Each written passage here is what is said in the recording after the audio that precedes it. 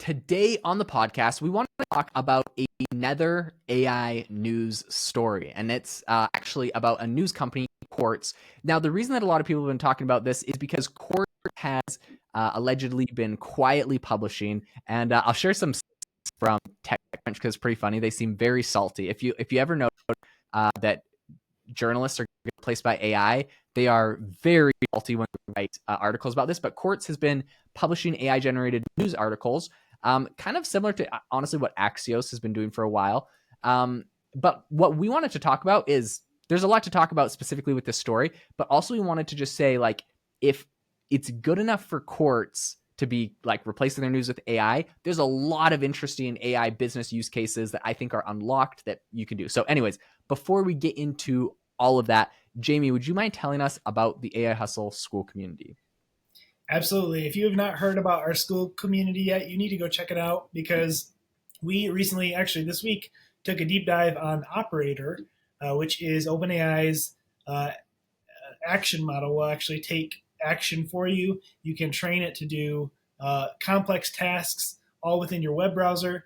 And that actually plays into this Quartz story because you could actually have your own media company basically all ran through AI without ever having to, do the research and all that stuff. It can just basically automate everything for you, among other things. So every single week we release bonus content where we talk about ways you can make money with AI.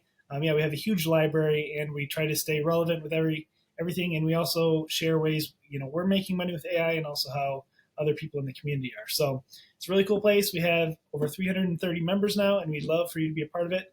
It's only $19 a month. So really great value. It's been $100 in the past. We're doing a January special for $19 a month. But back to Quartz. I think this is fascinating.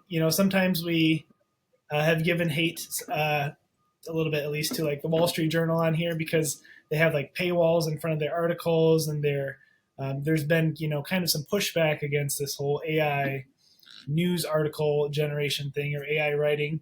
But this is a pretty major news outlet who is starting to. It says it's aggregating reporting from other outlets in order to publish AI generated articles. So they're kind of I feel like breaking an unspoken rule about journalism with using AI. So I don't know, Jaden, what have you heard about this? What are your thoughts? So yeah, I think it's kind of funny. TechCrunch is kind of writing about it, and they said that they have been quietly aggregating reporting from other outlets, including TechCrunch, in order to publish AI generated articles.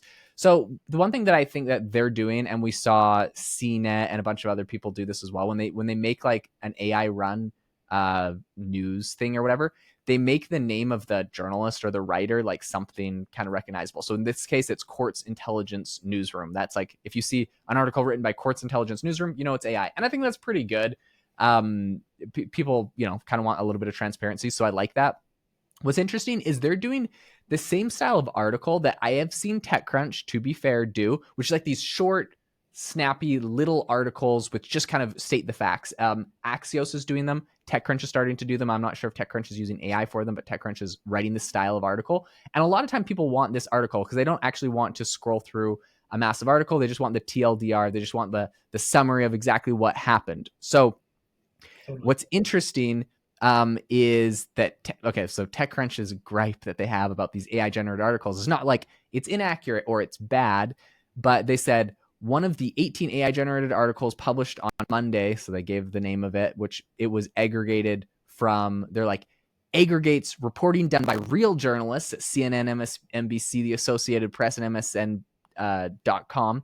So each of these articles, it's about 500 words. They're doing these pretty short. And they include no full quotes from sources, rather than attributing information, the body of the text, as flesh and blood journalists do. AI writer only cites its sources at the very top of its pieces. Okay, so what's funny is it's literally saying where its sources are. It's like, here's my sources. It just throws it at the top of the article. They want it to be like embedded in, quotation marks, or to link it out, as quote unquote flesh and blood journalists do. Anyways, I just think it's kind of funny. That they're definitely upset about it because, it replaces them. But I think this is so cool because news can break, stuff can happen. They can go aggregate it, and throw something together. And I actually really like what Grok does with Twitter, and their kind of AI news summaries of trending events. Like sometimes these events trend so fast, and if you can get this AI to just grab what everyone's saying and tweeting about it and what all the key relevant people have said about it and throw it together in an article, like it's really interesting and useful. And I think like people actually enjoy that content. Absolutely. And I think, this plays into a lot of the hustles and things we've talked about. And that is, if you're trying to grow like your online presence, a good thing to do is cover news articles related to your niche, because that's how we've grown this podcast, is by just talking about, relevant information. If you had, access to ChatGPT Premium and you had Operator, for example, you could have it automatically, browse news stories for you each day related to your niche. You could come up with your own, summary of the topic with AI and then publish it, without having to do any information. You could have it make your own tweets for you even, and just kind of grow your online presence using, Operator, and then take kind of a similar strategy to what Quartz is doing. I think it's very smart, and I think that, it really could benefit you if you're trying to grow a hustle or business. Yeah, 100%.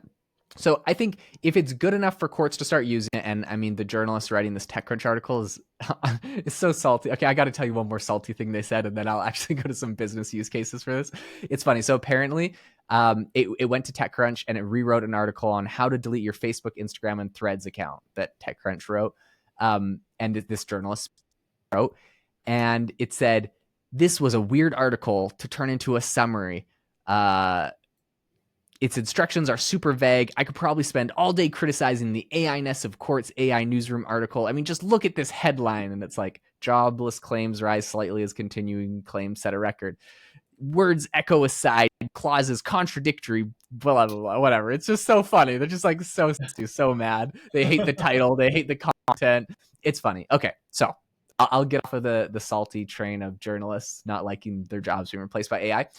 If it's good enough for Quartz to start doing this, CNET, so many others, and Axios, I think, is an incredible job. Grok is doing incredible summaries. This is 100% good enough for your business. For essentially, the incredible strategy I've seen is to start a blog on whatever your niche or industry is, to have one of these AI companies, no sponsorship, but I really like Try Journalist has done a great job with these kind of AI generated blog news type articles, and have it write like 500 articles specifically about your niche. You go to a website called answerthepublic.com to get like good ideas on articles to write about your niche or business. You publish them all on there. You get them all indexed by Google, which Try Journalist, I believe, helps you do. It's affordable, gets a ton done. Okay, anyways, if it's good enough for these companies, it's 100% good enough for you. And I think this is a great way to get traffic from Google, from people searching.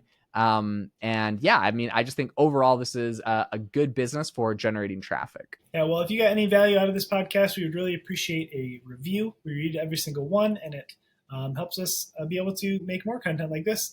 And also check out our school community. Again, the Operator episode we did this week, which is OpenAI's action model that you can actually teach it to do things for you, is killer. So you got to be in the group, and if that interests you at all, you should check it out.